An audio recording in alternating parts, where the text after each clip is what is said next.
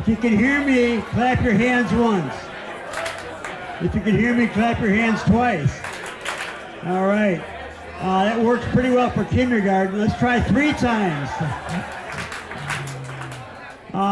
We have a great crowd this morning. We're overbooked. We had, believe it or not, 120 people sign up for this, and then we had a waiting list. But first of all, Leaders Connect has been going on for since about 1990, and that's a long time. We want to thank the sponsors for Leader Connect. So, first of all, we have Bank of Ann Arbor, we have Office Evolution, and we have Raymond and Zingerman's. We have 4 great sponsors. So, do we have somebody who want to come up from the Bank of Ann Arbor? Mary, where's Mary? So Mary is from Bank of Ann Arbor, and Bank of Ann Arbor has been amazing in terms of supporting not only our program, but many, many programs in Ann Arbor, and you've made Ann Arbor great. So thank you very much. So you want to tell us about what you're up to? Thank you. Good morning. So happy to be here. Thank you for the opportunity to get up early. I'm celebrating my 10-year anniversary at Bank of Ann Arbor this week. Thank you. I work with a lot of cool kids. Michael Cole is here this morning, also a colleague from the bank. One of the cool kids. One of the cool kids. The cool kid. Bank of Ann Arbor serves Washtenaw County as well as Wayne and Oakland County. We have offices here locally, but we're also in Birmingham and Plymouth. What I have found in the 10 years that I've been with the bank is a very collaborative environment. There's a lot of working across business lines. We're a full service bank, so I won't go into that, but we really are unique in that from the front line, from our branch staff to the behind the scenes staff, it really takes a village to take care of our clients. So, and we're also very dedicated to the community, and I really appreciate the opportunity to serve on various boards and the commitment that the bank has to all of the communities that we serve. So we appreciate being here and the opportunity to support Leaders Connect. We want to give Bank of Ann Arbor just a hand for all you do for the community. Thank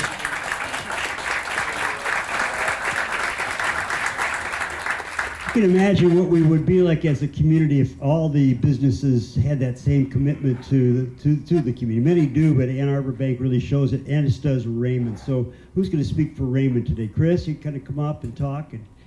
Thank you. Hi everybody, good morning. I'm not going to put you on the spot and say who are cooler kids, bankers or accountants. So we're just going to let Yeah.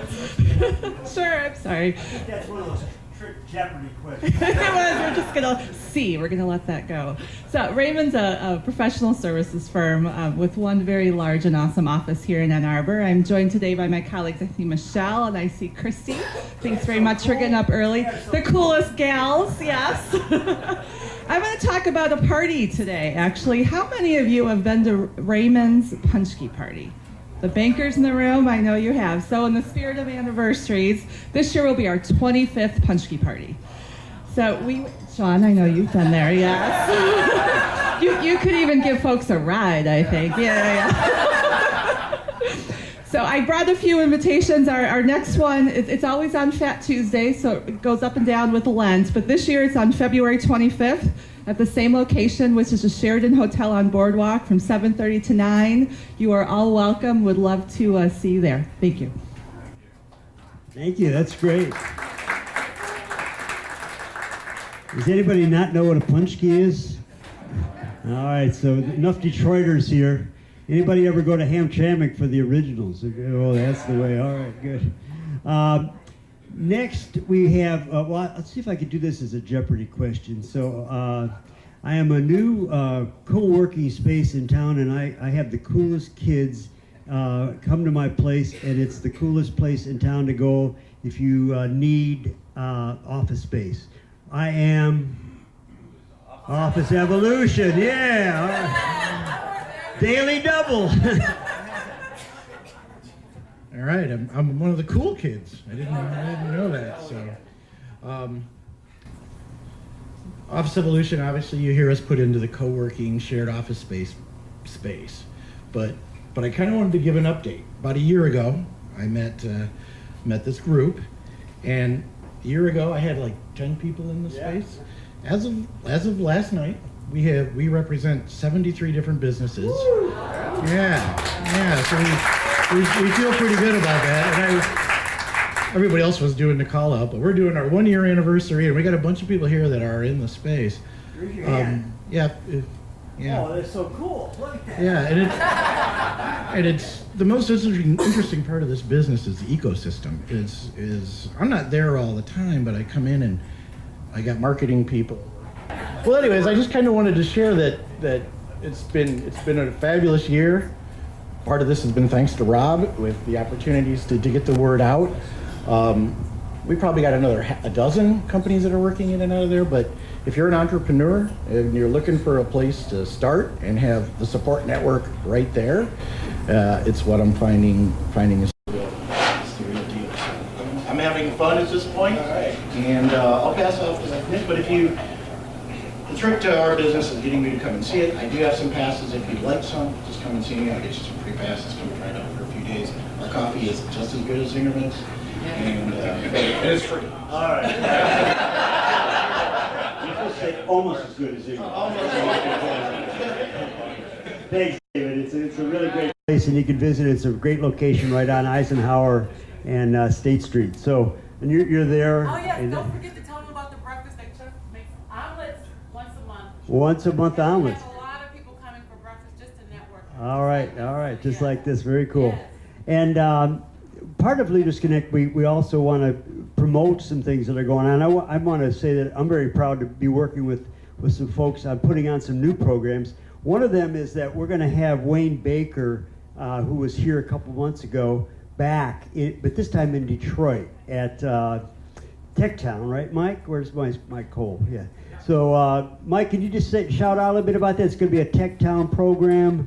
I think it's on February 26th. There's a fee for it, but it includes Wayne's book. It's $35. And we're trying to launch Leaders Connect Detroit. How many of you have Detroit connections in this audience? Okay, quite a few. So one of the things that I've been talking about for many, many years is that we're only going to be as successful in Ann Arbor as we can be by having Detroit successful. And actually the whole I-94 corridor is crucial, going all the way up 94, I-96. But the trend now is these mega cities led by China. And if we're not a mega city, I don't think we can really survive into the 21st century very far. So we want to foster this connection with Detroit, and Leaders Connect has been there. Mike, you want to say anything about that? Mike Sturgis, also. Mike, stand up. Three of us have been kind of working on launching this program in Detroit now for about 3 years. Several different formats. This is probably about our 6th event, something like that. And it'll be similar to this, a similar format to this with Dr. Baker coming up. And February 25th. Unfortunately, Tuesday just realized there's that conflict with the Raymond Punchki party. We're going to have punchkis there. There's going to be a punchki punch out at that afternoon. Welcome, students. Welcome. I've invited a couple of my entrepreneurial students. You just might miss my shout out to Hamtramck, because these two gentlemen are from Hamtramck. Let's hear it for Hamtramck. Woo! All right. My connection to Hamtramck is through basketball, but Ferndale High School and Hamtramck were big foes against each other in the 60s. I don't know if they're still great basketball, but it was a lot of fun. And let's see, Steve, come on up, Steve. Steve Angerman, who many of you who have running, how many of you are runners out there? All right, so Steve, you know those feet? You know Michelle's feet, right? Yeah, what size? What does she wear? What do you, Dainty 9.5. Is that right, Michelle? How about, you want to go for brand? I forget people's names, but I will, I'll be sitting in a restaurant, and I'll say, I know that person, and my wife will ask me, and I'll say, no, I can't this or that, where they work, name, but you know what, they overpronate, and they wear a size 9.5. Yeah. So, owner for many, many years of Running Fit, which was a big shoe store, still is. And Steve now is working with me, and we're doing some programs. You want to tell me what's coming up? It's been fun. I've actually worked with Rob for many, many years, taking advantage of his coaching and consulting for my company, Running Fit.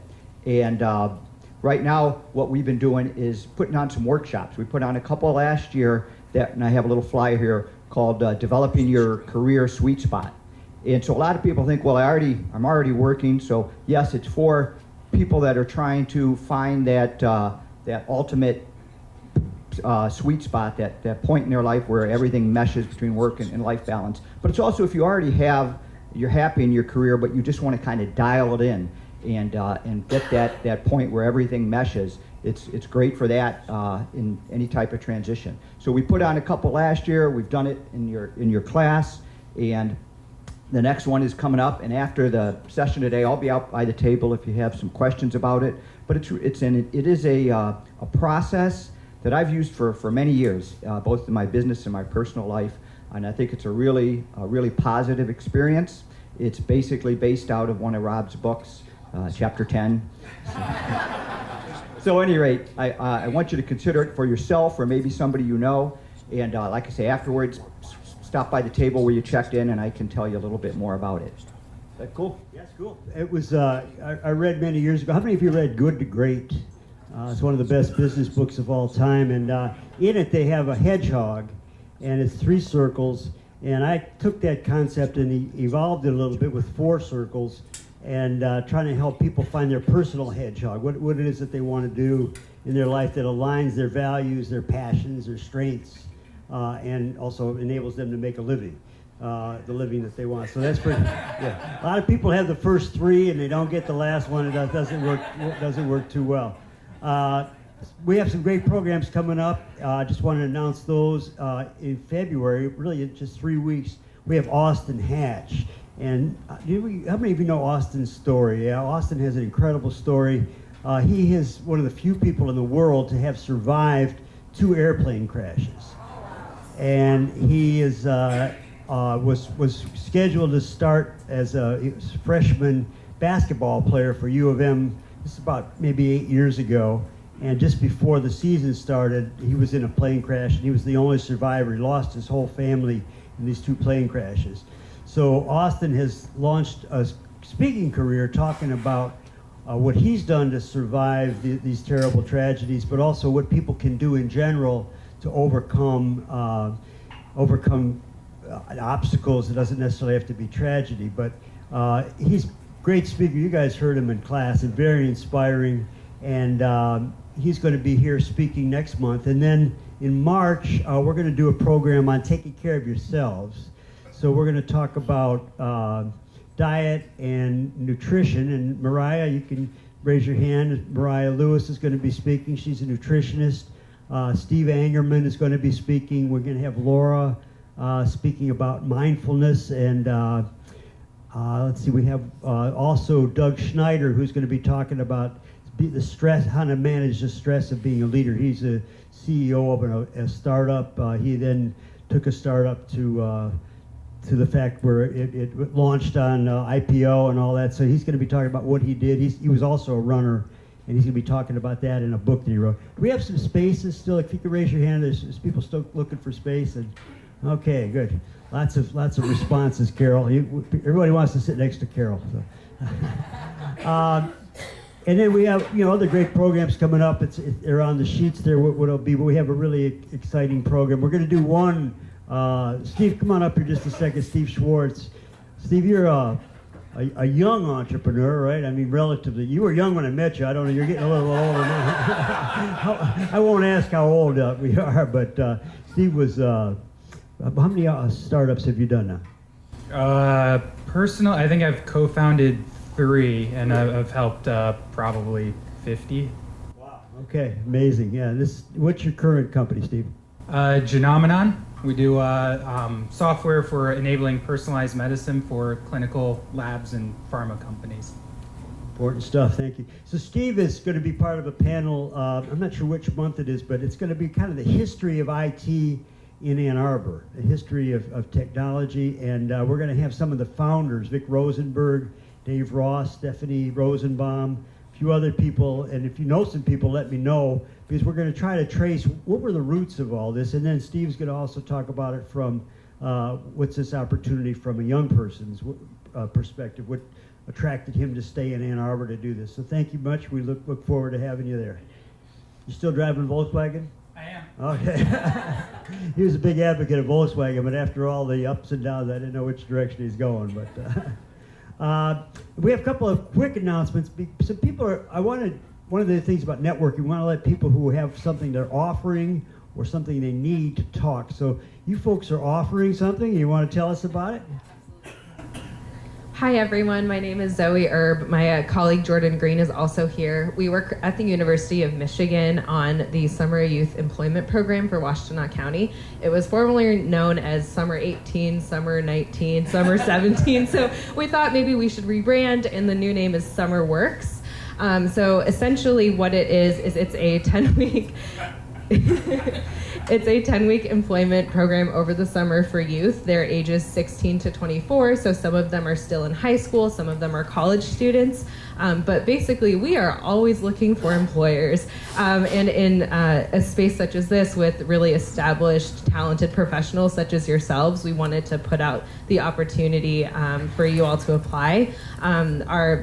Our collaborators are Michigan Works and the Washtenaw County Office of Community and Economic Development. So I don't know if you all know folks over there or if you know of the program, but we would love to work with you all. And basically, if you've ever had the question, how can I help the next generation develop and learn professionalism and mentor, this would be a great opportunity for you all. We have a few flyers. Jordan brought business cards, so we'll be around if anyone wants to learn. Shout out your contact information real quick. Is it simple, hopefully?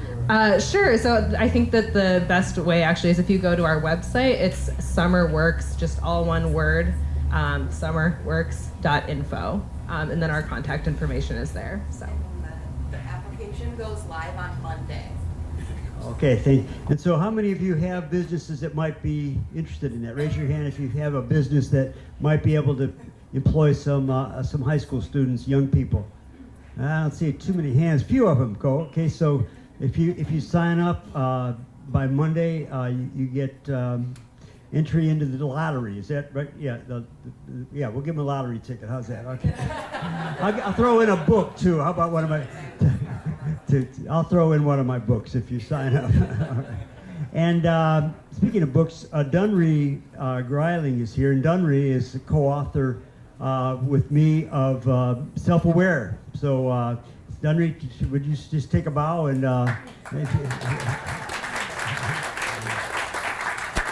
Dunry is one of the great marketing gurus. It was a much more pioneering mindset to be respectful of other people, other kinds of people, other cultures, and also of our environment. And so at that time, the idea that when we traveled, we should be engaging and experiencing the way of life of other people around the world was a novel form of travel to present to people. And so we were offering a new way of experiencing the world and an alternative that was harder to find than it is now. Well, fast forward 42 years or 32 years ago, I got involved in the business. My parents have since retired.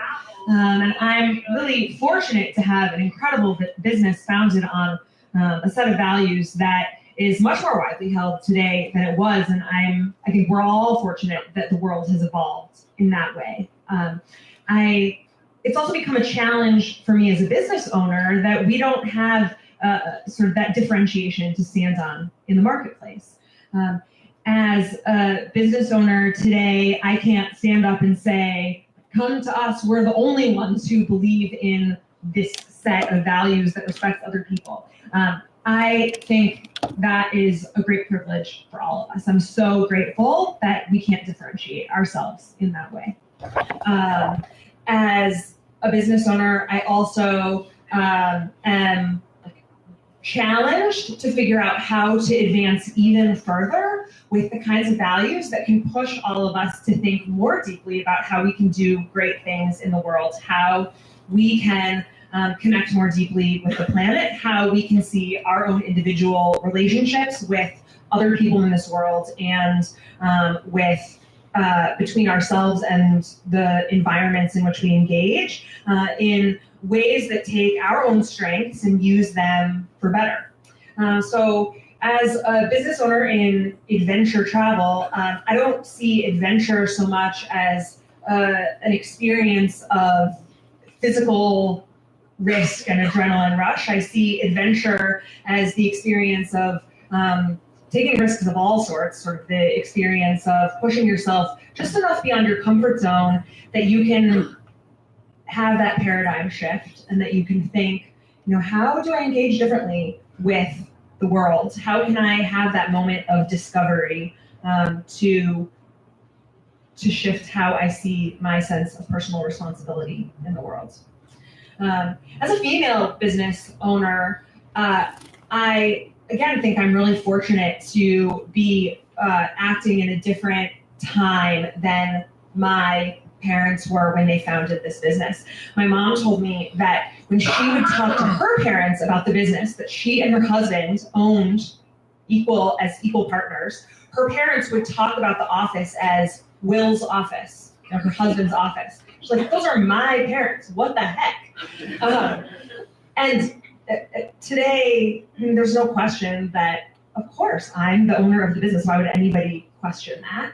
And I think at home, there's no issue or question of legitimacy to my ownership of the business, to my showing up 100% as a collaborator in any space. I think often I'm privileged as a woman to have the opportunity to interact openly with foreigners, with foreign women that are more open with me than they would ever be with a man who is visiting their culture. And so I see that as, again, a great privilege. The one challenge that I run into is that there are cultures where men abroad, not here at home, have cultural norms of not being willing to interact openly with a female business owner as an equal partner at the table. And I have to challenge myself to decide how I want to face those interactions, because it's certainly a deep value of our business to approach other cultures openly and not judgmentally. And at the same time, we want to think really deeply about the rights of people all over the world and how we hold people accountable for the ways that they treat everyone. So I think those are the moments that are hardest for me as a female business owner, how I think about empowering the women who own businesses in countries all around the world, how I stand as their allies. And when I allow men to be my proxy in those situations internationally, versus when I stand in my strength to advocate for change on behalf of the women who have to live in those environments every day. I find it an exhilarating challenge to live in this moment, and I'm excited to move forward and to learn from amazing people like all of these folks around me on the panel, and from all of you.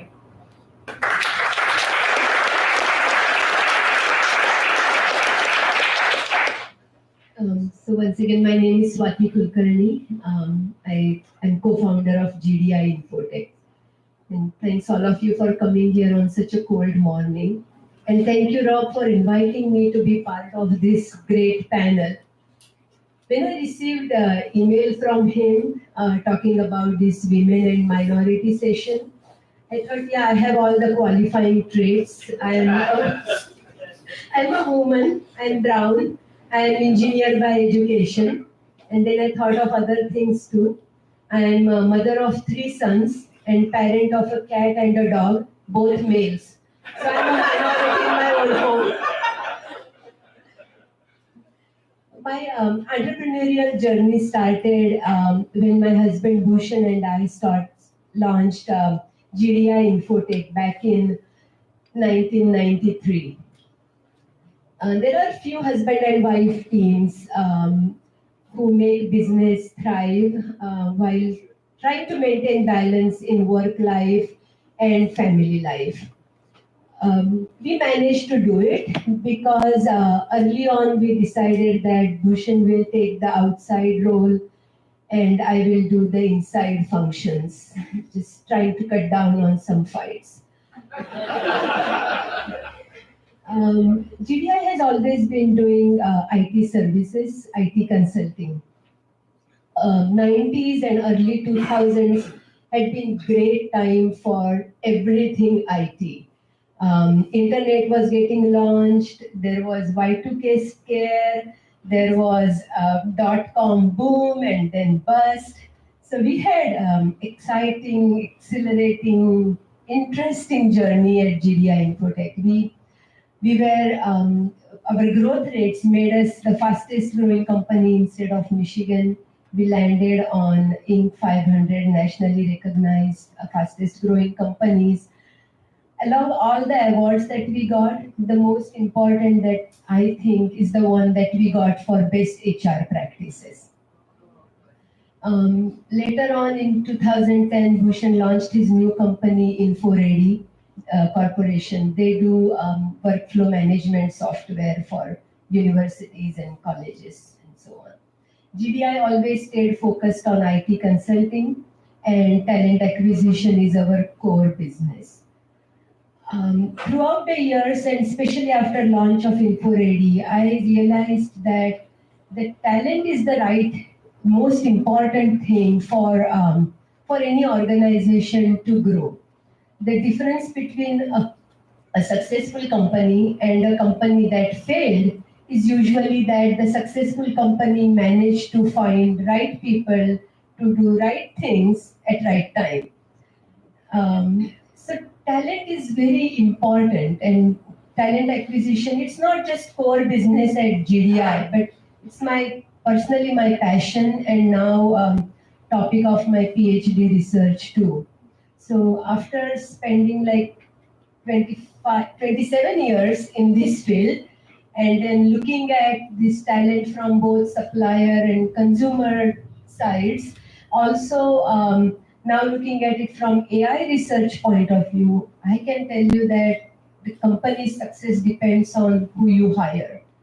In our business, we have been fortunate to find a great team, but I think the most importantly, we have been fortunate to be in this community. Because it just like it takes a village to raise a child, it takes a whole community and the entire ecosystem around it to keep businesses going 25, 27 years. I have been fortunate that we were involved in many non-profit organizations here in the community. With Saline Schools District, I ran Math Olympiad programs, Science Olympiad programs. And through all these interactions, I feel I have been personally helped and kind of nudged, gently pushed by many people to keep moving forward. I mean, sometimes I feel I'm not a minority anymore. I mean, I'm still brown, still female, and part of me is still an engineer. I change all the light bulbs in our house. I feel that unless I'm talking on a panel where I'm woman, minority, special session, I don't feel, or the community doesn't make me feel that I'm different. So thank you all for making me part of majority, and thanks for letting me share my story here.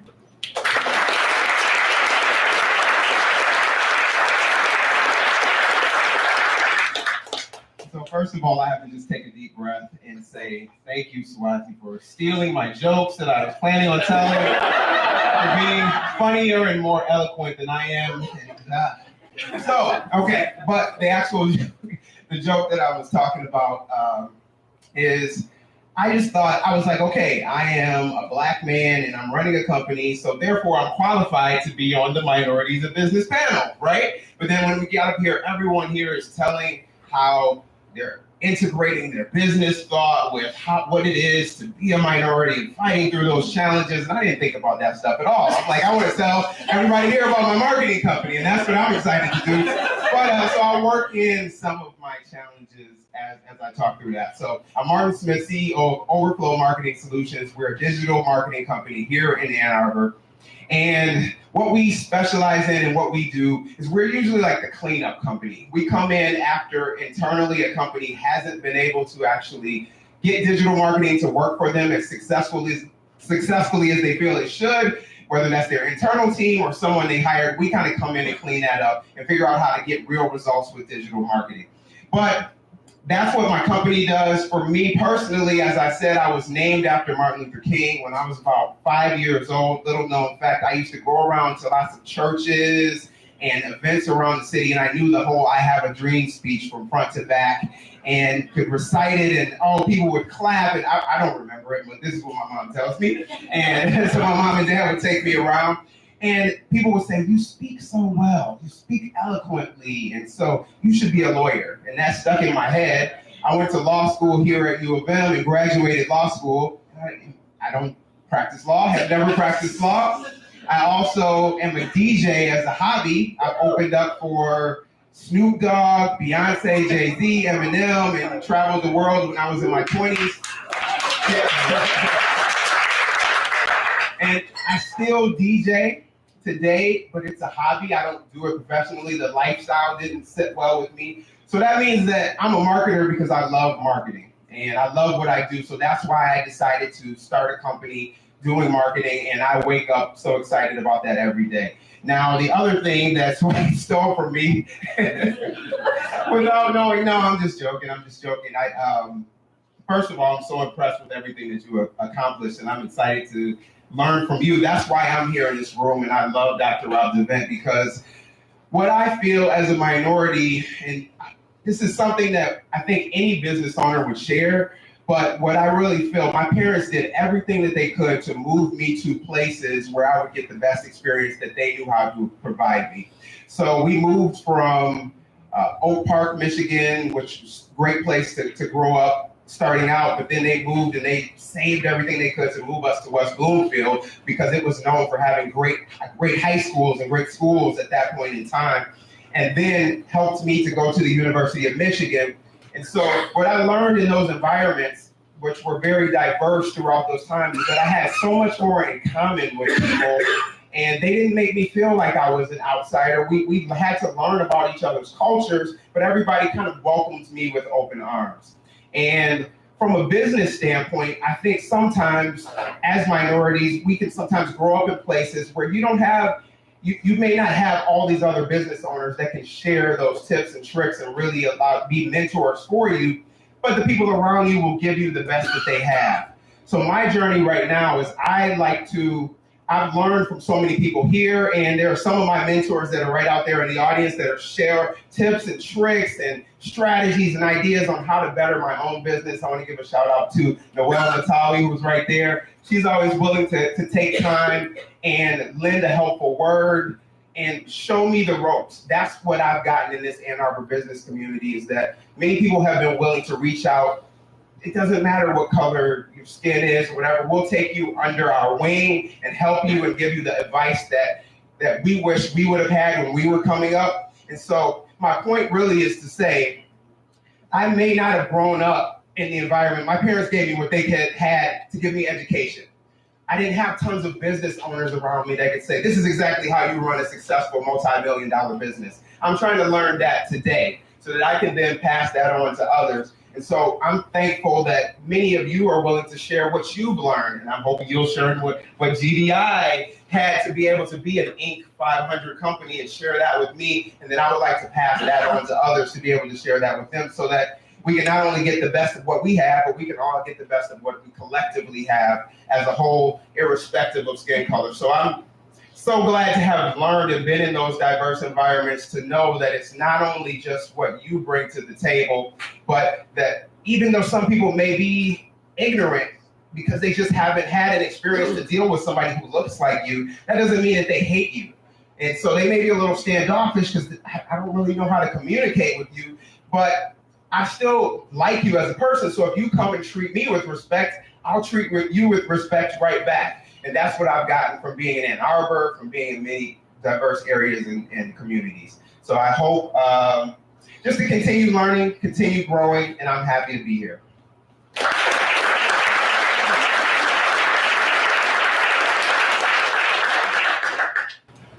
So I have this weird dry cough. I think it's because it's kind of cold outside. So if my voice sounds a little raspy, my bad. Professor, thank you so much for having me and Agron here. Very glad to be here. It's a tremendous opportunity. So a little bit of background. I am a senior at the University of Michigan. I'm a first-generation college student. I was born in Detroit, lived in Hamtramck my whole life. I am also the oldest of 3 siblings, Bangladeshi American, and also a Muslim. So growing up in Hamtramck, very diverse community, so many different types of cultures and ethnicities, and at a young age, I was exposed to so many different types of backgrounds, and it made me comfortable being who I was in any environment. For example, when I went to high school, I went to International Academy in Troy. Very different environment from what I was used to in Hamtramck, but I think that because I was exposed to so many different cultures growing up in a melting pot like Hamtramck, it made it easy for me to blend in and almost code switch where I could be hip and casual and cool, and also be like I was from the burbs, which I'm doing now. And then while I was in high school, I think that's when I developed my passion for business. I was involved with Michigan DECA, which was a business case competition program. Killed it, loved it, decided I wanted to do more of it, applied to Ross, got in there. And that's when I was exposed to all the different paths. I had a whole group of friends who were doing investment banking, a whole group of friends who were doing management consulting, and I said, yeah, I want to do that too. So I tried my hand at management consulting, like the structure and the frameworks. Did a couple internships in finance, but the corporate world, to be honest, I didn't feel like I fit in. It was an environment that was political in ways that I was not used to. I thought the communication lines would be a lot more open and transparent, but it was difficult for me to fit in. Like, I'm from a city of what? Like 10,000 people thrown into a huge corporation. It just was not the right vibe for me. But I love creativity, and one of my passions is to help the city of Detroit. And I wanted to do that immediately. The city has a problem of brain drain, so I figured, you know what? Why not be a part of the solution by staying in the city? And instead of just, working a job, let me also build something here. So if you guys have heard of Artscape Daniel's Launchpad in Toronto, it's a creative incubator where essentially there are a bunch of different studios for creative people. There's a woodworking studio, there's a metals and jewelry studio, recording studio, photography studio. That's what I want to build in Detroit. But that's not going to happen overnight. That's probably something that will take 7 to 8 years. So getting back to where we are now, a couple of my friends are in the music industry, pursuing careers in music. I saw what they were doing, saw the synergies between what I wanted to create, and said, hey, let me help you guys. And that's when I opted in to help them. And so to help my friend move his career forward, we decided to create a digital media / consulting arm, and we focus on 3 main areas. The first is digital media. The second is artist growth and development, so working with artists to help them advance their career. And the third is creative consulting, which is more broadly, you're treated like an advertising agency. Now, that ultimately serves as a cash engine for us to develop a record label, which my friends will then sign on to. And then once that record label is developed, we can begin to execute the later stages of the plan, which is to get to that creative incubator. So that's kind of where we're at right now. As far as how diversity has influenced and impacted me, I love who I am. That's not something that I grew up knowing how to do because I'm still learning how to accept myself and be kind to myself and love other people. But I think it's great. I love working with people who bring different backgrounds because you're able to see things from different perspectives, and that's not something that we always get the luxury of having. The team that we're working with is incredibly diverse, and I don't want to take all the thunder from my guy Agron. but some of the results that we've achieved are pretty impressive. And glad to hear, man.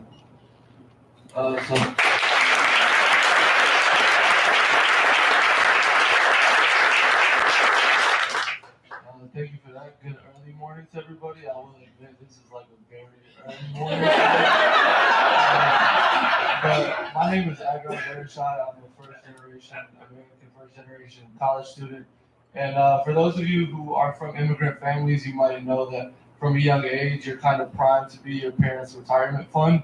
So coming out of high school, going into college, my dad was always like, make some money, 4 years from now, make some money because we need it more than you do. So at that point, coming into school, college, it was really easy to kind of get caught up in the same tracks as other people. Because it's like you see the proof of concept right there in front of you. So I initially started to go into finance, took the first class, nearly failed it, didn't really nearly fail it, but kind of nearly failed it and hated it. So I kind of really shifted my focus into taking other classes that kind of sounded like I would enjoy them, and I was lucky enough to be instructed by a professor by the name of Marcus Collins, if some of you know him. And he pretty much, his story of throwing away his engineering degree and just doing what he loved to do in music fit almost perfectly in line with what I was trying to do. So I really tried to take his words to heart, and it motivated me to look into my own friend circle, look into what I do on a daily basis, and think, how can I make a career out of this? And like Merceline said, some of my friends have been pursuing music since high school. And, as we all banded together maybe in the last 18 months, I think that we've been able to accomplish some really cool things. We were able to secure with Marcus Collins a sponsorship of my friend who is an artist to be the official brand ambassador for the Detroit Pistons and do a commercial spot with them. We've been able to help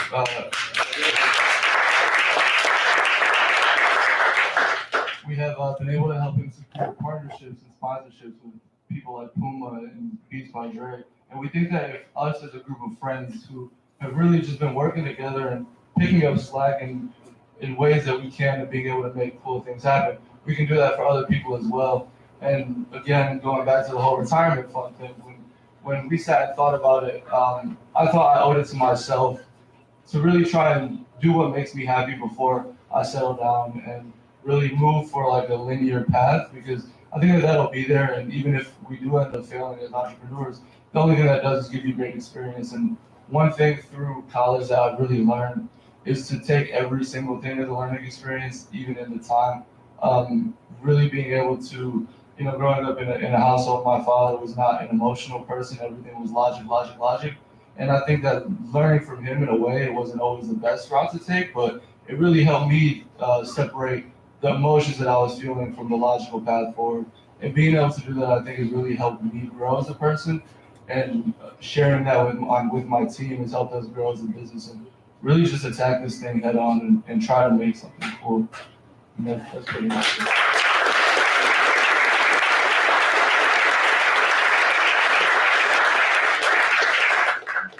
I am awed by everybody. This is quite an amazing experience, and I like the connection here on the end. You might be able to help them, Mark, in terms of you have some similar paths in your career. And I don't know, Swati, you might be ready to go into the music business after hearing this inspiring. How's your singing? That's okay. So I'm going to have the panel maybe kind of create more of a C shape here, but if you guys want to comment on each other and ask questions for a few minutes, we could do that. So well, let me kick it off. Anybody want to start something, Dave? You're always good with a question? Yeah. Go ahead. Question. Wow. I have a question. Oh, okay. Well, I was just noticing that there were some differences potentially generationally in the experiences that people had. It sounded like, Martin, you had sort of the barriers and questions in your mind were less significant maybe than David, yours were. And I'm wondering, David, what you've seen over time in your experience as an entrepreneur in terms of the evolution and barriers facing minority entrepreneurs. Well, I really do feel kind of ancient up here. I don't know about Dr. Rob, but well, we could be with it. I think he might be more anxious. But anyway, so, you know, when I started out in business, as I said before, it was really unclear as to whether not just African Americans, but lots of other kinds of people who were different could do this. Sometimes when I talk about this, I show a picture of the 1953 Detroit Lions, which is the year I was born. Not a single black person on the team, on the staff, the water boys, nobody, right? And so that's the environment that I grew up in. And when I started at AT&T Bell Labs, which was at the time the premier research and development institution in the world, it was really novel to see a white woman in a technical position, or an Indian person in a tech. There were a few, but they were never managers, right? An Asian person, a Chinese person. So one of the reasons that I'm kind of passionate about the Martin Luther King holiday, and I get disappointed when people don't recognize it and celebrate it, is because so often, especially in those days and even lately, people feel like it's a holiday for black people. And I feel like it's a holiday for the country, because we wouldn't be in the situation that we're in today if it weren't for Martin Luther King and the civil rights movement. And the thing that we set out to prove, that we were ultimately able to prove, that 3 black men could go into the basement, start a company, and 12 years later sell it for $30 million. That's something that would not have been possible in my father's generation. I can draw a direct line from that experience that we had to why it happened.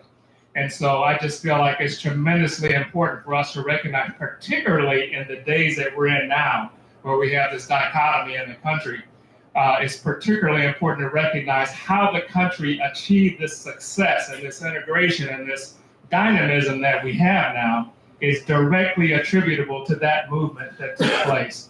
And so that's why I'm happy to celebrate every year. And I used to have employees, most of our employees were not black. You know, we had, I would say, probably an overrepresentation of people of color in our company, but by far, most of our employees were white employees.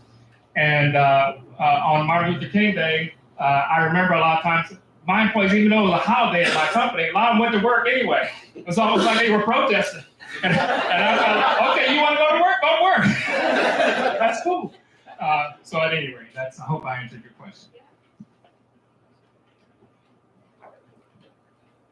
Thanks for pointing that out. Definitely. I mean, that was a point that I sort of tried to make, but I feel just by what you fought through to make possible, that it's important for my generation to then step into that and realize what a gift that is for us to be able to not have to fight so hard to actually excel. So that was kind of the point that I'm making, is that I want to get out there and move the ball forward so that the people that come after me have it even easier. So I think that's definitely an important thing to have. My parents fought so that I could easily just jump into the education piece, but you fought to make it so that I could start a business a lot easier and that would be well accepted, and that I could see that it was possible for someone who looks like me to start a company that would excel. And so, yeah, I'm not quite sure what it is for the next generation of minority business owners and people that are excelling. Maybe that's something that you guys can answer. Is it easier for you? You can see based on what someone before you kind of set the groundwork for, and what do you find are your biggest challenges? I think the biggest challenge initially is not starting out with a network, especially coming to Michigan. You see everybody, especially at Ross, you really see depth in networks at a young age, and it can be daunting as someone who comes in with, you know, my father worked in manufacturing his entire life in America, and my mom is a waitress to this day. So, I mean, I have connections in certain respects, but when you're trying to start a media agency, you know, my dad really has nobody to call. So I think that is the initial challenge that I identified, and I think as a team that we've been working towards solving through sessions like this and other things along the way, to really just take initiative and do it ourselves and just go out and closed mouths don't get fed at the end of the day. So really just being about our business and meeting as many people as possible, I think, initially. Yeah, I think in terms of generational challenges, kids nowadays are a lot more woke than like I was when I was a kid, and I think that's because social media. You're not a kid. I don't think so anymore. I mean, I am at heart though. But with all the information that they have access to on social media, like they're engaged with what adults are seeing. They're hip to a lot more, and I'm not sure what the long-term impact will be on how that impacts their development and their ability to interact with people, but it's definitely going to have an impact. So kind of thinking ahead and anticipating, okay, like how do we tap into that market when they're, at the age when they're consumers? Right now, the money they're spending is from their parents or, their guardians. But that's kind of, I think, where the future is in terms of generationally and with social media in particular and how the thinking happens. I'm curious to know about that. If anybody has any insight on that, please do tell. Go ahead. I was going to ask a question. Yeah, go ahead, Andrew. Kind of in a way reversing that question, our professional careers are very brief compared to the rest of the panel. So what would any of you say, I guess, is something that you see young entrepreneurs doing today and you just really shake your head and think that, it might be a mistake that you might have made in the past too, but you kind of see yourself and you say, God, people are still making this mistake today. So just some in hindsight, if there's anything that, you see going on that you would advise.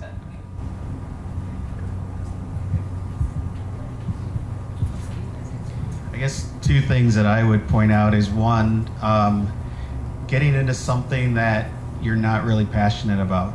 Because, at the end of the day, you can get up and go to work every day and just be absolutely miserable, or you can, like you did and like some others have, just kind of chucking what you started out doing out the window and really following what you're passionate about. I think you said that you have to make a living at it as well.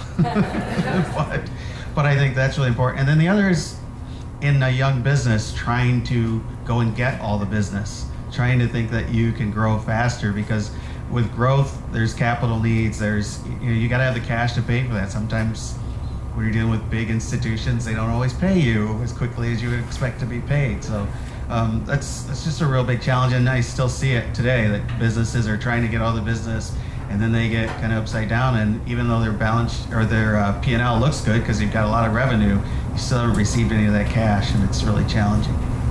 So one more thing I would say to you guys is kind of losing the sense of balance in your life. When you are young and you started a company and you want to work 48 hours in a day, and that just doesn't happen. And I see that over and over again, that unless people take time to recharge and find that balance, the business won't succeed. So try to find the balance. I wanted to say, it's a very impressive panel, and I wanted one area that I think we underestimate is the impact of the Indian entrepreneurs in our country, because I remember hearing the head of Gallup speak, and he was talking about economic development, and he said without the Indian influence in IT, this country would have been in the tubes economically. And I think the Indian entrepreneurs have done things kind of quietly. I mean, it's not like you've gone out and made a big splash about it. But you look at all the Indians who are leading, I believe Google at this point, and many other companies, Uber, GDI. And by the way, your new company's doing very well now, I hear too, which is, I said again, it's InfoReady. Those of you that are at the university might be really interested in looking into this, but it's really taken off. But I just wonder if you could comment on that, Swati. You asked me a couple years ago to speak at one of your Indian events, and it was amazing because it was this vast number of people. I think they were all from, was it all Indian or just from Mumbai? It was a huge group, and all these amazingly successful people, but have done it in a quiet, dignified kind of way. So the event that Rob is referring to was a business convention that we put together in, of all places, Grand Rapids, Michigan, because Kobo was under construction back then. And these were about 5,000 people from one state in India, Maharashtra, which is Mumbai. You probably have heard. So India is divided in states on languages. So people around Mumbai speak one language, Marathi, and that was a convention of all Marathi-speaking people, and we invited Rob to speak at the convention as one of the successful business coach here. I don't think it was very quiet. It was loud for me. There was a lot of music and dancing going on as well. At the business convention, we usually recognize people who have taken a slightly different path than, just graduate, take the job, marry, have kids, retire, go on journey. So some people take different paths, and we celebrated those. I wouldn't say only Indians have done that. It's, I think, an immigrant thing. When you are new in a country, you want to work harder, but at the same time, it's true that in India, people like to start businesses. Maybe it's in the spices they eat, so I'm not sure. So our company is in a growth phase right now, and so I'm thinking more about hiring and needing to learn about all the aspects of that. As more experienced business owners, what do you feel is a responsibility of a business owner who's growing to look for people who kind of look like you, or to make opportunities for women or minorities within your business in hiring? And how do you go about doing that? So to answer your question and the question on the end, I actually feel like Berceline, and I forgot your name, Agron. You guys are kind of on the cutting edge because I feel like the next step, you asked what the next step is, right? And what I might be disappointed about today's entrepreneurs. I really feel like we should be, entrepreneurs today should be focusing on the problems that they see and not the problems that other people see, right? And so you're talking about making things better in Detroit, improving the quality of life for people in Detroit through your business activities, doing well by doing good, right? And I think that's really the next frontier. If you can figure out a way to see what problems exist in society, whether it be in education or healthcare or mobility or whatever the issue is, if you can design a business to solve those problems and make money by doing it, that's the holy grail. And so I feel like you guys are trying to tap into that. I feel like whatever field you're in, whether it's digital marketing or music marketing, people in the music business have figured this out because they figured out a way to connect with a group of consumers in their community and solve a problem for those people. It happened way back when, even starting with Motown. But we're not doing it in the other areas. We're not doing it in the areas of finance, in the area of education, in the area of healthcare. And so that's what all of you folks can do, and we'll have a better society if you succeed at that. One of the things that I noticed is that we spend a lot of time trying to get to work or be around people that look like us. And so, and it's kind of interesting, I'm looking out into this bright light, so I can't see any faces right now. It makes it easy.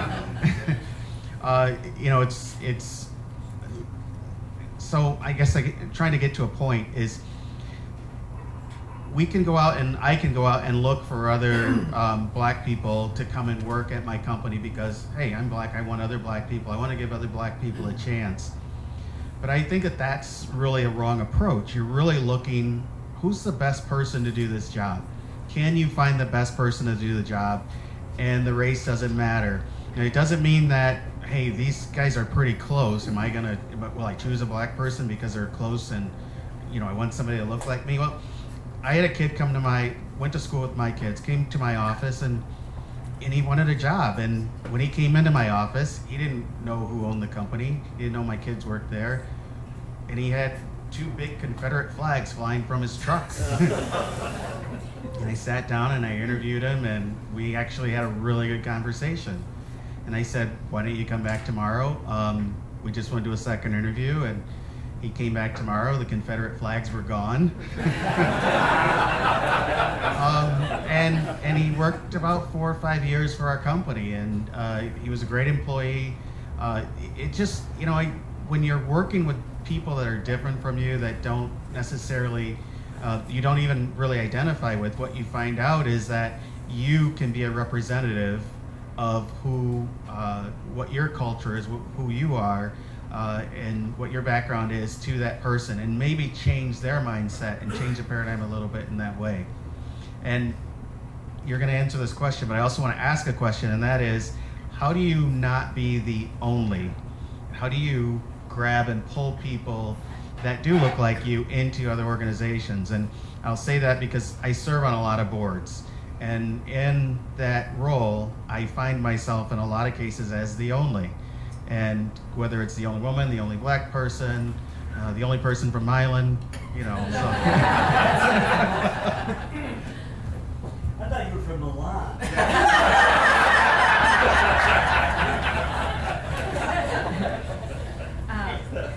Robin, we should probably switch to the exercise. Yeah. We've got an exercise that Robin has designed to get you guys engaged. So maybe we should shift to that. This is a perfect moment.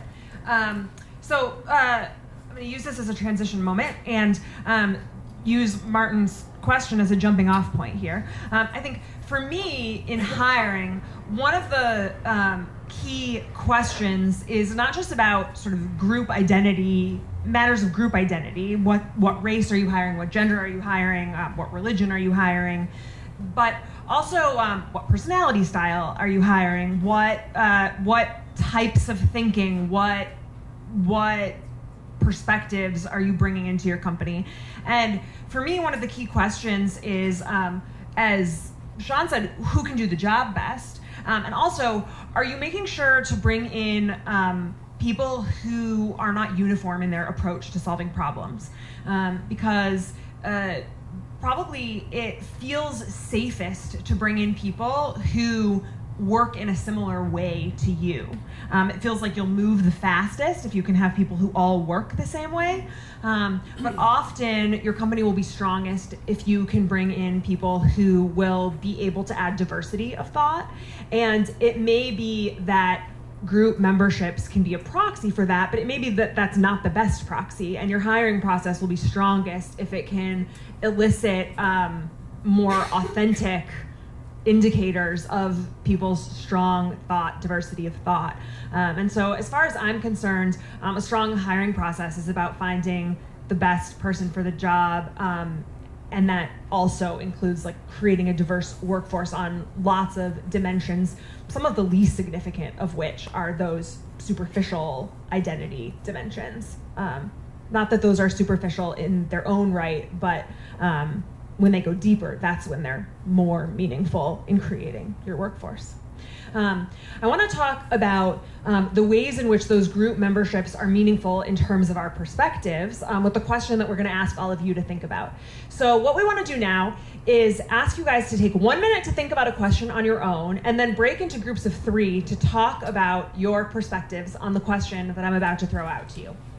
And the question is, when is a moment that you have been surprised by someone else's perspective, when that perspective you suspect was informed by their different group membership than you have, their gender, their race, their religion, their gender identity, their sexual orientation, a time when you have been surprised that someone has a different perspective than you, and you've realized that that different perspective was probably because they have a different group membership, group identity than you have.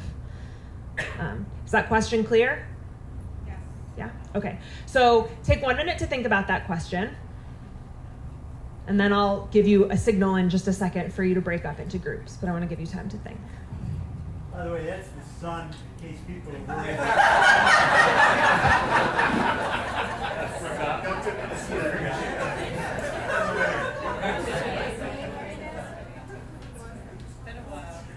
All right.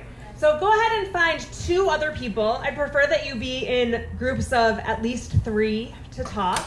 If you can't make a perfect 3, 4 would be okay, but more than 2 would be best. And we'll pull you all back together in about 10 minutes and ask for some of the highlights if you have a great insight from your group to share. And then we'll also do a Q&A from the audience to the panel. All right? Thank you.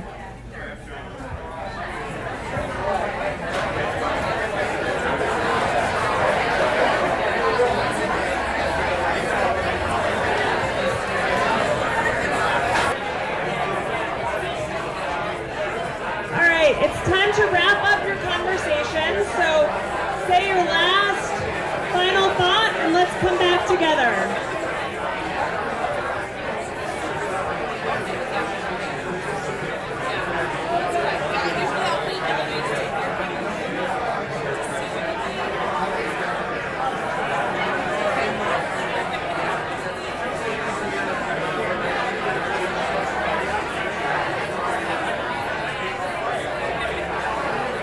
We could get everybody turned back to the front now, that would be great.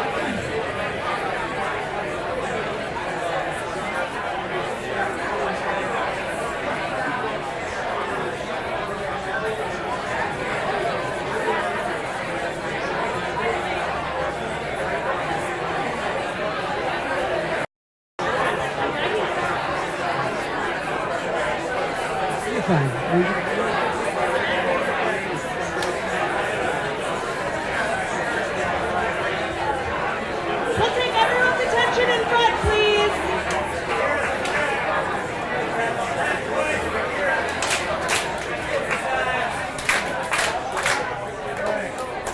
Okay, I can't see you, but I think you can see me.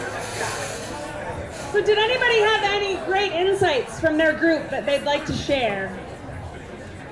I've got a brain here. This is a brain for the depression center, so if you want to speak, catch the brain. I see one right here. Who's that? It's Hermelinda, there you go. Stand up, Hermelinda. Let's give her the mic. So, as there's a great diversity of generations on the panel here, we were speaking about some of the views of different generations and how some of the older generations think of the traditional positions that a man and a woman may have in a family. You know, the father's the breadwinner, the wife is the house cleaning and doing these different jobs. But nowadays, the wife may be the breadwinner, and they may be the primary caretaker of the children. So things have changed in that respect, but you still have people that have those views of, well, what are you doing that? And personally, I know you're in that world, right? Yeah, well, so when my daughter, she's 14 now, but when she was younger, when she was born, me and my husband adjusted our schedules so he could be with her 1 day a week, and I worked part-time, so I could be with her a couple days. So I just remember my brother-in-law saying, "Why are you at home babysitting?" And I'm like, he's not babysitting, that's his daughter. And he just is, you know, his raising her is just as important as me being there raising her. And now that she's older, they have like this amazing relationship. They're very close. And I think now my brother-in-law sees the value in that babysitting as she's getting older. So, you know, people have these perspectives of traditional roles in a family, and that model doesn't fit everyone. And I think you just need to do what works for your family and not worry about what other people think. Thanks. Swati and I were talking about how one of the aspects of being a female business owner that didn't come up was being a mom. And that's a whole dimension that is definitely relevant. So thank you. Any other great ahas from your groups that you'd like to share? Or the other thing that will... Oh.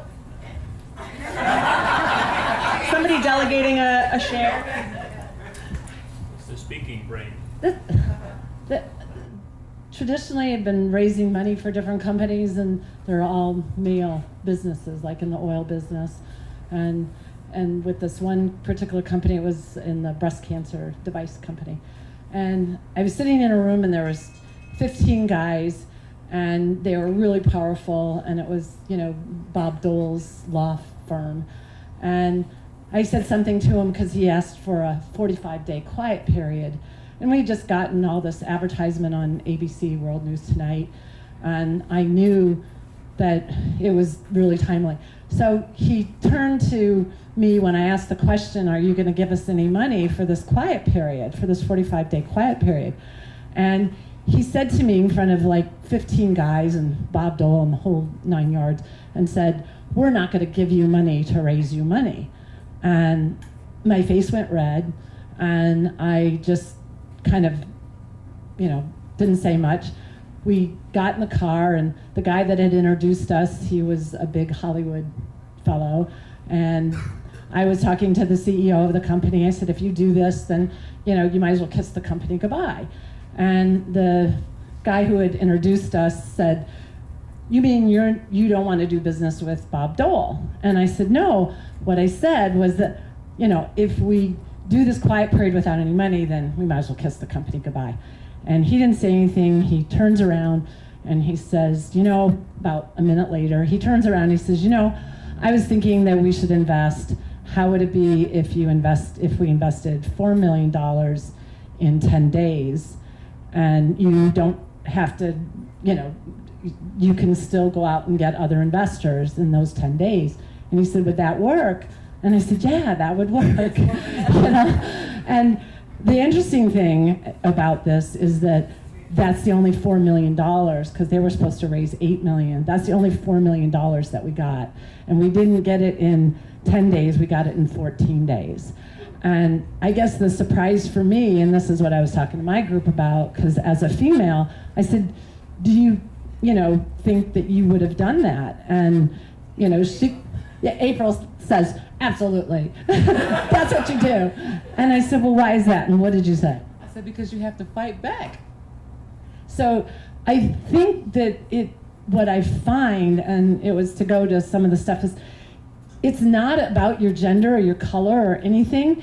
I think it's about your guts and your personality. And I had already been through this routine with another company, so I thought, this isn't going to work. So it came from, I said it was Irish, my temper, but anyway, that was my surprise. Thank you. I know we are scheduled to leave at 9. We're welcome, you're comfortable staying a little bit longer, but if somebody have to leave, that would be fine. So I think we'll switch now to just straight Q&A, because the audience has had so many, the panelists had so many amazing things that you might want to ask about. So does anybody have any questions? Okay, let me pass that over there.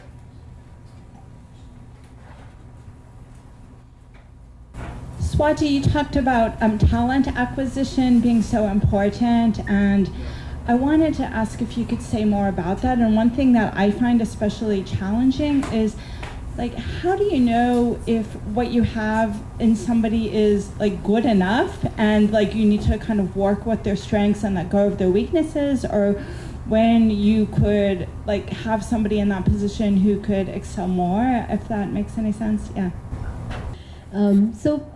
Talent acquisition is basically making those hiring decisions, and some other people here talked about that as well. So you definitely, what I feel is, you definitely want people who you can get along with. That's definitely one thing. But you don't want somebody that's exactly like you. For example, I think Sean talked about hiring other African American men. You don't want a company built on African American person because you are one. Or for me, it would be all Indians. You do feel comfortable with them, and you have to feel comfortable with your team members. But I think bringing that diversity on your team is very, very important. I can't say enough about it. And sometimes you feel that, oh, I can never get along with this person. He's so different than me. But then that person becomes the most important contributing member in your team, because they think so differently than what you might be thinking about a particular issue. And I know it's not easy or quick solution, but when you are talking to people, interviewing candidates, I think you want to see the spark in them, and you want to see independent thinking that's different than your own thinking. I think those are very important. I'm sure Rob would have more to say, but I think that's... Any other questions? In the back here, yes. Please stand up. Yes. Hi. So we've listened to wonderful successes from businesses at different levels in their evolution.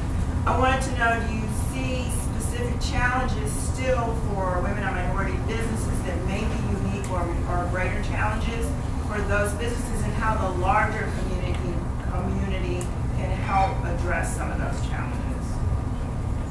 I heard success stories, and I didn't hear anything that might still be a challenge out there that the larger community can help us address. I think more and more, and I think I've heard that across the panel, that we're less and less minority companies, that people are looking for us to deliver. So I went a lot of years without being a Michigan minority supplier company. And I did that thinking I'm going to stand on my own 2 feet. I don't need any bootstrap or anybody to help me up. We're just doing this. And I found out that no, that's not the best way to go. This program was put in place to help us. And other companies, a Lear or a Ford, would get credit because they're doing business with us. But what they won't do is do business with us because we're a minority company. They're doing business with us because we're able to deliver. And more, I think that the business challenges, higher insurance rates, the cost of labor, right now it's a low cost of capital, but those business problems are ubiquitous. They're always going to be with us, and those are the challenges that minority businesses face and non-minority businesses face. Women-owned businesses face. Public companies face. My only point is that it's just being in business and doing a great job. That's the challenge. It's not about anymore, I think, being a minority business. In the adventure travel industry, we've had some events getting women-owned businesses or women leaders together to ostensibly to talk about the challenges of being women in travel.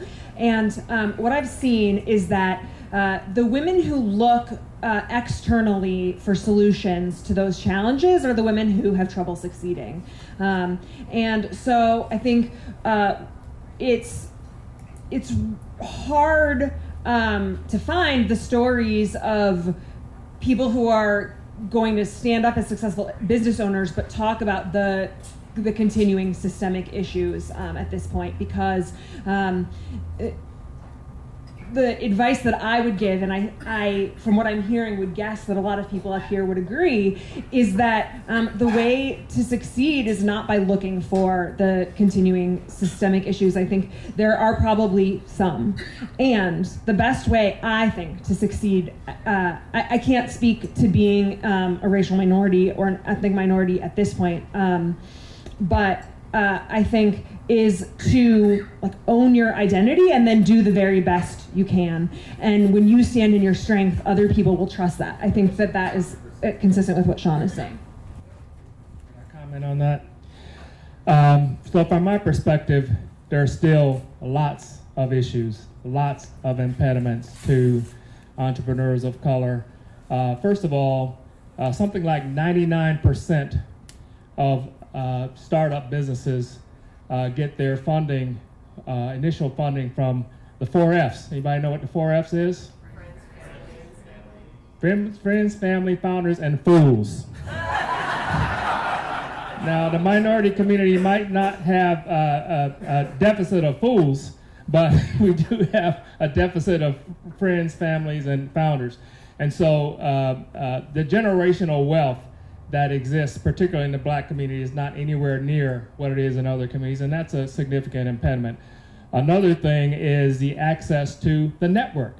And I would say that this is an example of the network. And one of the things that this group can do is to encourage more entrepreneurs of color to participate and connect with the network, so that you gain those contacts that help you move up the ladder. But again, the impediments still do exist. They're far fewer than there were in my day. There were no accelerators, incubators, people looking to fund minority businesses, anything like that in that day. But there's still things out there that need to be dealt with. I just wonder, we're going to wrap up, but maybe we can give the youth, even though you don't consider yourselves young, the last word. And I know you guys as Ross students, and Ross is an example of the problem because you are very much minorities in that school. You talked about the network story. I had, I asked people in the class to share how they could support one another, and one African-American athlete wanted to be in management. He realized he wasn't going to play pro football, so he said, you know, I'm from, he was from Akron, inner city Akron. I don't know anybody, I don't have a network, but I'd like to be a manager or a general manager in professional sports. That's my ambition. And I said to the class, well, can anybody help? And this young woman raised her hand. She said, well, my dad owns the Giants, so so I thought, well, all right, you know, but there is a huge discrepancy in terms of the kids going to Cranbrooks and even to the Ann Arbor Highs, and you know, and then you guys coming in from well, you came from the academy. Did you both come from the academy, or you went to Hamtramck High? Yeah, but I mean, it's a huge difference, and I think we have a lot of dangers. You guys probably don't think as much about differences. I don't know if the artists you present look like you, or they're African American or white or whatever, but I just wonder what you see 50 years after Martin Luther King died. What do you see as the future for this as you look ahead and think about integration and the challenges society faces? Big questions, but maybe you could give us a little perspective on it. I think we're in a good spot. And the reason is because a lot of the conflicts that we've had because of differences have been resolved in the past. And yes, there are still a lot that have to be resolved, but I mean, let's take some time to think about how much work has been done in that direction. It's a lot. And I think the new generation, including our generation and the generations that are still here today, are a lot more aware of how the things that we say have, like, the consequences of those actions. And that's the first step in a lot of situations, is just awareness. And I think the new generation is a lot more aware of how the things they say and how they move impacts other people. So you could say I'm overly optimistic, but I think that we'll be okay as far as getting past our differences and just having dialogue. That's so important for us to hear, because I think a lot of us are pretty discouraged. Thank you.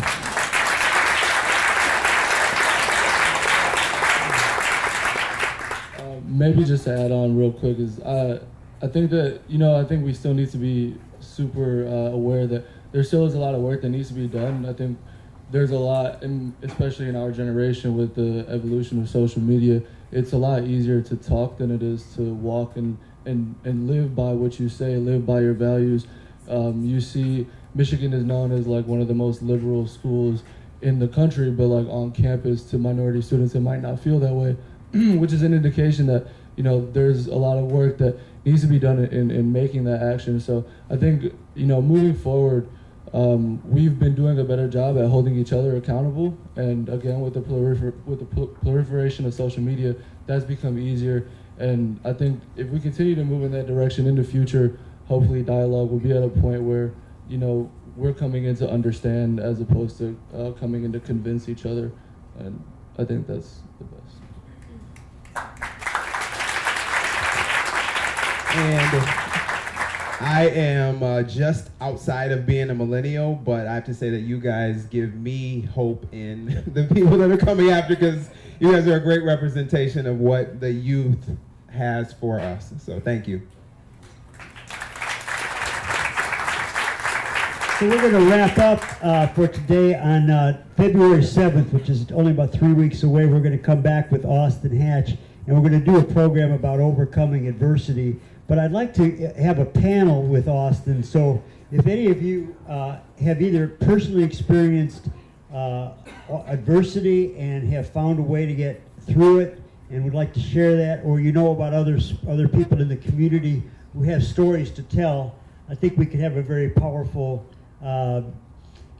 session on resiliency and on strength of character and how we get through the tough times which we all face, whether it be accidents or health or other kinds of tragedies. So if you have other people you want to recommend for that, please let me know.